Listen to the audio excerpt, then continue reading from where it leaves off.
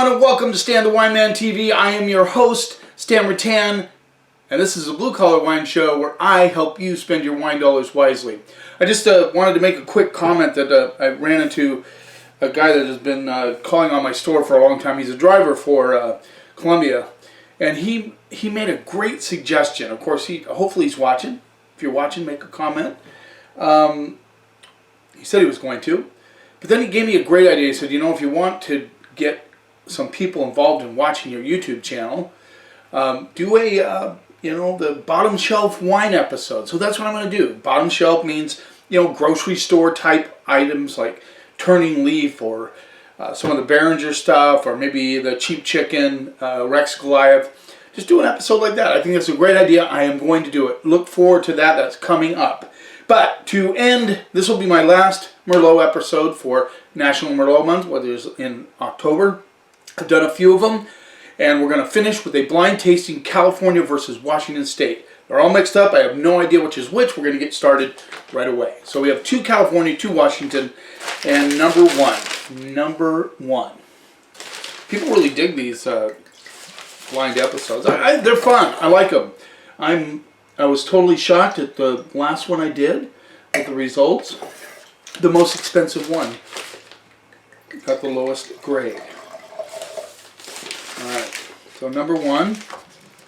Let's see what we get on the nose. So, color on this is not super dark, but fairly dark. I don't know if you can see that very well, but, pretty good color. Let's see what we get on the nose.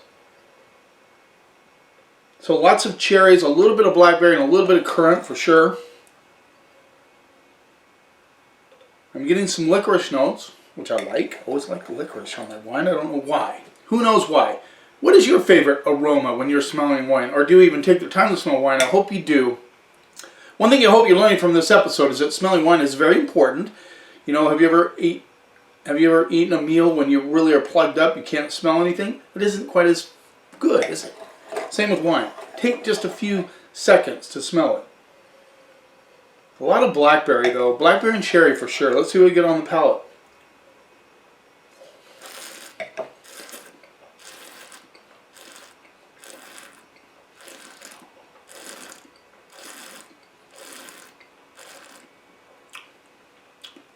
Lots of licorice, currants, and dark cherries.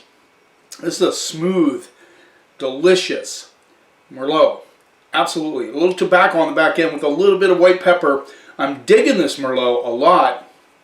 This is one of those Merlots that I would call an 80%er. I have this thing where I think my pick of the month has to be where I believe 80% of the people who try that wine are going to like it. So I think this is an 80% Merlot.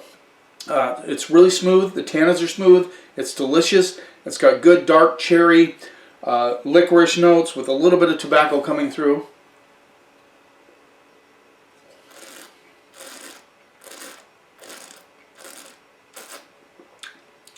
Good integration, solid wine. I mean, it's not weak. It's I like the tobacco on the back end. The finish out lasts quite a bit actually. Good length on the finish.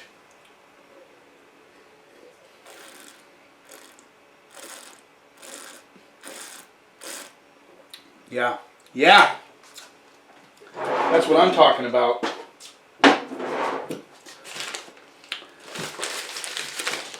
See, sometimes I just don't get it why people turn away from Merlot. But that's getting less and less now. More and more people are hedging towards Merlot. I noticed my glasses slipped down quite a bit. And this would be a real good reason why you might hedge towards Merlot.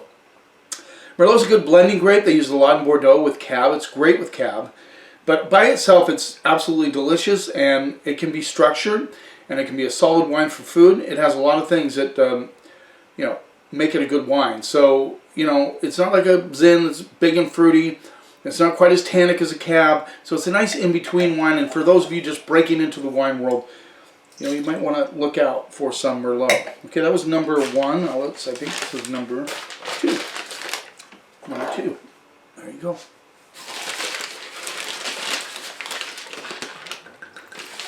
Right here. You say, why do you rinse it? They're all Merlots. Well, some of them have different characteristics. You can have quite an expansion of flavors on Merlot. It's not, they're not all the same. Thank God. Number 2. I was really impressed with number 1. Let's see number 2. A little darker. A little darker. I don't know if you can see that, but definitely darker color. Let's see what we get on the nose. This is a little more challenged, not quite as expressive as the first one. In fact, I'm having trouble getting anything out of it. That always scares me. I like good aromatics, but it doesn't always mean that the wine itself is not going to be good. I get like a dusty currant component coming through. A little bit of dried cardboard. It's not corked. Corked is wet cardboard. I'm really sensitive to corked wine, so I know it's not corked. Yeah, not a lot going on. Let's see what we get on the palate.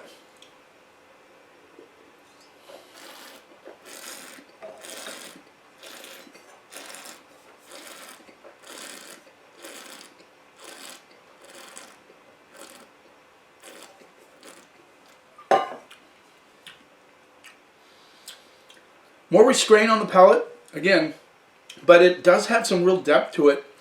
I get a lot of it, right at the back end I get black pepper, a little bit of white pepper. Good solid currant notes coming through, but the mid palate's a little bit weak on this one. It comes out all in the end. It's like, you know, it's like that marathon runner that doesn't really show what he's got until the last 2 miles, and he just bolts and he finishes off.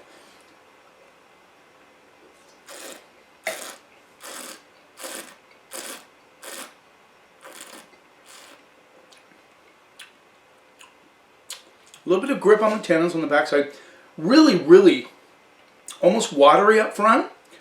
Mid palate kind of starts to go, and then all of a sudden you get a little bit more on the finish. It finishes strong, which is a good thing. But I'd like to see more up front on this wine.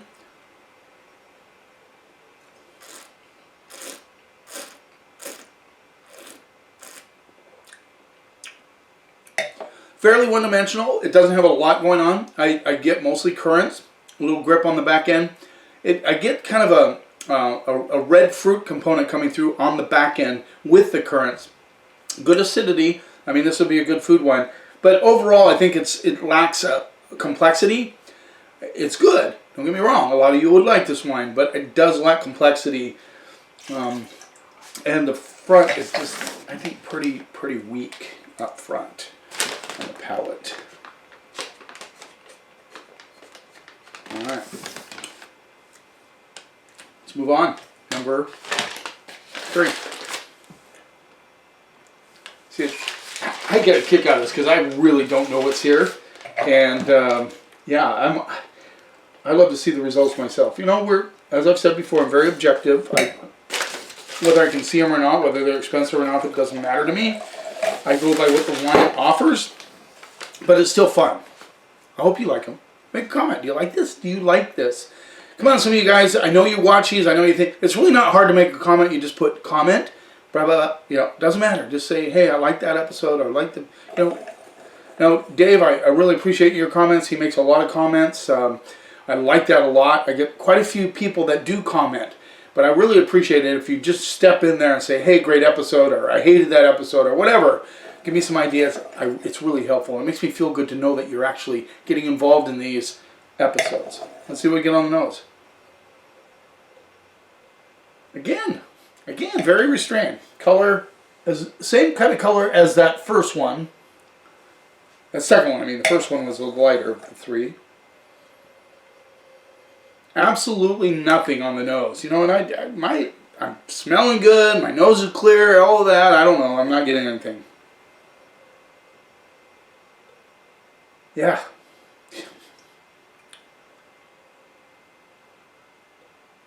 Just a kiss of dark fruit, but that's it. Let's see what we get on the palate.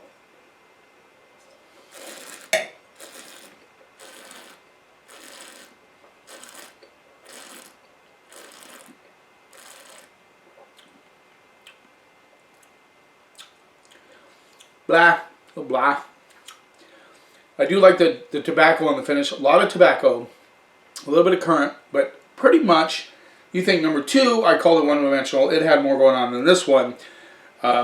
This is just kind of bleh. Wake me up. I'm kind of sleepy. You know, I'm just, it's a blah. There's nothing there.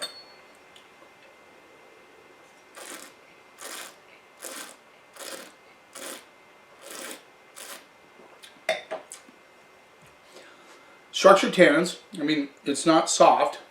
There is structure to the tannins. Tobacco on the finish. A little bit of currant, dark fruits coming through, but pretty much a boring Merlot. Yeah. If you like tobacco, if you like a little bit of currants, you know, splash a little bit of currant juice on your tobacco. That's what you get, but it's not exciting at all. I'm not impressed with this one. It's just there. And depending on the price, I'm curious. Yeah, it's just there. You know, this is one of those wines, and you can have this with Cab, you can have this with Syrah, you can have this with Pinot Noir. You start out somebody with this wine, yeah, it's okay. They might not be impressed with Merlot. But don't judge a category, a varietal, by one wine. I'm just saying. And that would be a big mistake. I did that a long, long time early in my career with Pinot Noir. The first Pinot I bought was just very acidic. It was nasty. I didn't try Pinot for a long time. Of course, now, being in the business a long time and doing this for quite a few years, I realized that, you know, that was just not a good Pinot Noir. There's a lot of great Pinot out there. Number 4, the scratchy, scruffy number 4.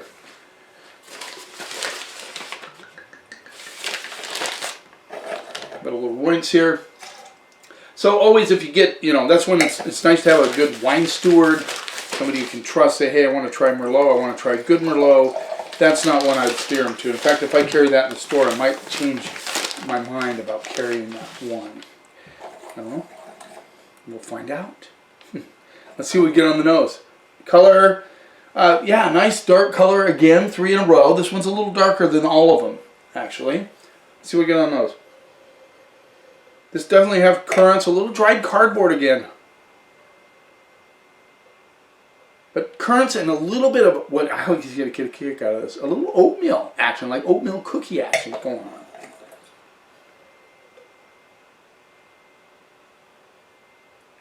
Yeah, a little bit of like almost like radicchio. But currants, a little bit of oatmeal cookie, a little bit of herb, vegetal thing going on. Let's see what we get on the palate.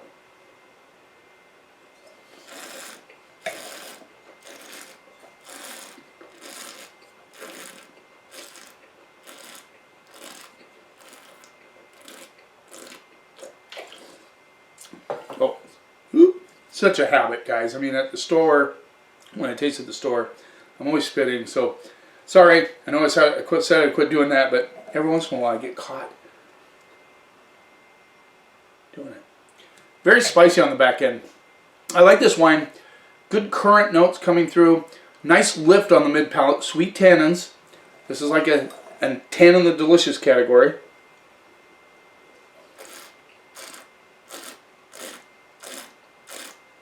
Dark cherries, a little bit of tobacco underneath, a little bit of chocolate on the back end with the tobacco and the spice. So this has some dimensions to it. This is an interesting Merlot. This has complexity, good balance, nice integration of fruit. Once again, you're not talking Cab here. You don't get the strong tannins, but you just get a really, really nice, for lack of better words, yummy red. I mean, really.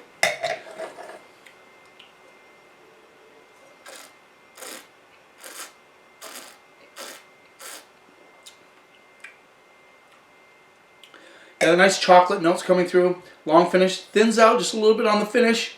Just a little bit. I think that's a little bit of a flaw. It doesn't get powerful on the finish, but it's still really good.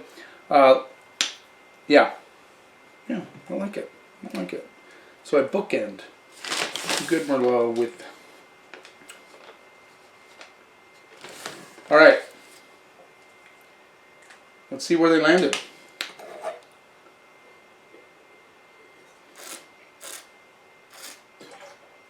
Yeah, a little weak on the back end, but still really good. Okay, let's line them up. in the last place, second to last. First.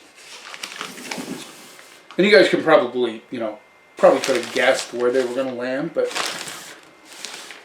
yeah, there we go. So in last place with a C minus, which I don't do often, but I just didn't think it had anything. It had no complexity. It was a little light in the pants, as they say. Yeah, I just didn't like it. I mean, it wasn't bad. I just said it wasn't bad, but it wouldn't be one I would want people to try if it was their first Merlot. Let's see what we got. 2016 Townsend Merlot, Columbia Valley. Yeah, this rolls in at $17. I'm not sure if I have this at the store, but if I do, it's going away. Just saying. Of course, you always got to be fair with these guys. So there you go, Townsend. I like the Townsend wines. I love their purple table red, but I'm not impressed with that Merlot at all. Okay, let's move on. With a C plus, B minus in third place. Remember, the two in the middle just didn't seem to impress me very much. This had a little more going on than the Townsend Cellars. This is the J. Lohr Paso Robles Merlot 2017 Los Osos. I thought this had more going on than the Townsend, but definitely not. This rolls in at $15. I like J. Lohr wines, just not super impressed with this Merlot. This is Central Coast pretty much, and yes, we've talked about that. Central Coast is one of the reasons that Merlot kind of went downhill a little bit. All right, in this third place. In second place with a B minus, number 4, is the Luke Merlot, Columbia Valley, Wahluke Slope, 2016. I say the vintage on this, 17 on the J. Lohr. And this rolls in at $22. There you go, Luke.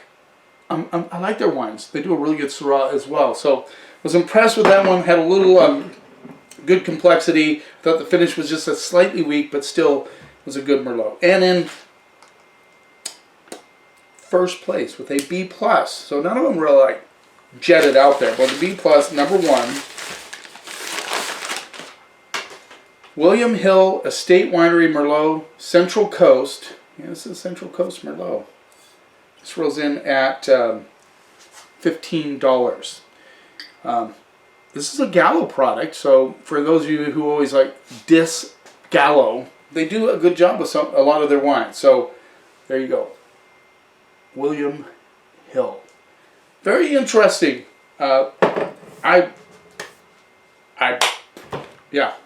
So one of the cheaper ones, the expensive one came first and second, and then 2 right in the same basic price range didn't impress me very much. There you go. Last episode for National Merlot Month, October. Don't give up on Merlot. Never give up on Merlot. There's good ones out there. There's a lot of great Merlot out there. We've discovered those in this month. So I hope you seek them out and give them a try, and don't let some stupid Hollywood movie tell you what wines you should or shouldn't drink. Let me help you spend your wine dollars wisely. Thanks for taking a little time out of your day to watch this. I really, really appreciate it. I really do. It means a lot to me. Don't forget to subscribe to my channel, especially you guys that know me, your friends of mine. Just subscribe, okay? I know you want to, you just haven't done it yet. So please subscribe to my channel. It means a lot to me. Once again, you keep watching, and I'll keep helping you spend your wine dollars wisely.